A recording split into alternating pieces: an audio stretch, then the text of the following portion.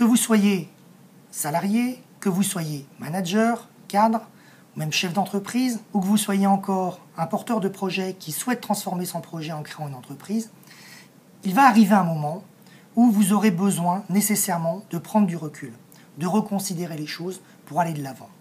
Et le coach va être celui qui va vous aider et vous accompagner dans cette tâche. C'est celui qui, au besoin, va vous motiver, va vous dynamiser et va vous permettre de dépasser les moments difficiles pour aller de l'avant. C'est ça le rôle du coach. Quand doit-on faire appel à un coach ?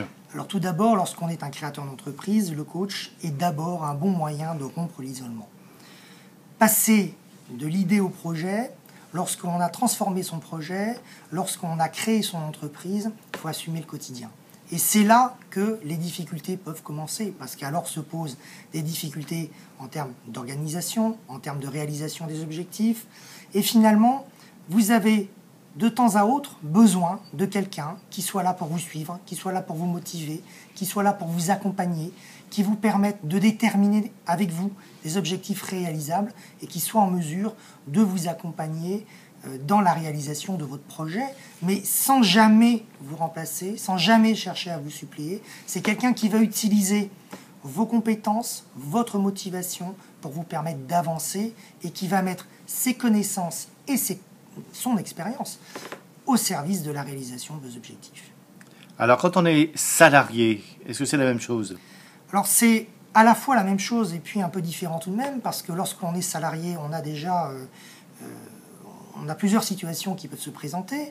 Soit je suis un nouveau salarié dans l'entreprise, et là, finalement, le coaching va être un moyen de faciliter l'intégration du salarié à l'intérieur de l'entreprise, de manière à lui permettre finalement de bien s'insérer dans la structure, de bien s'insérer dans ses relations avec les autres. Donc ça, c'est une première approche.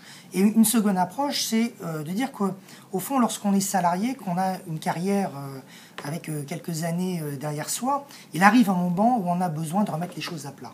Et pour remettre les choses à plat, eh bien, on a besoin quelque part de faire le point sur son vécu, sur l'expérience qu'on a acquise, mais aussi on a besoin de faire le point pour réaliser de nouveaux objectifs, pour là aussi aller de l'avant, pour peut-être se remettre en cause, progresser vers de nouveaux horizons.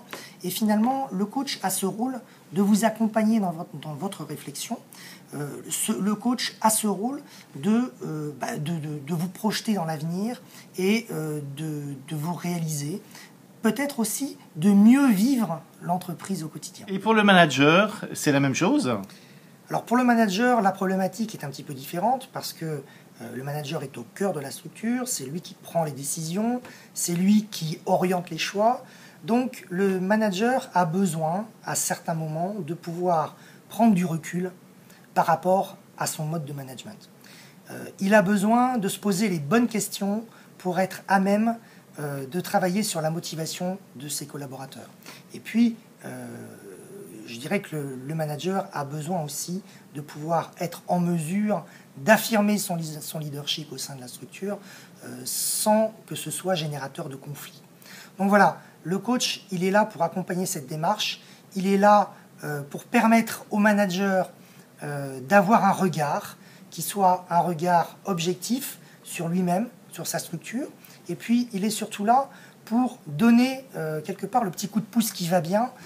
Non pas que le coach va essayer de se substituer au manager et certainement pas que le coach est là pour dire au manager ce qu'il a à faire, mais je dirais que le coach, il est là réellement pour valoriser le manager, pour lui permettre d'analyser les situations et de trouver les bonnes solutions pour avancer.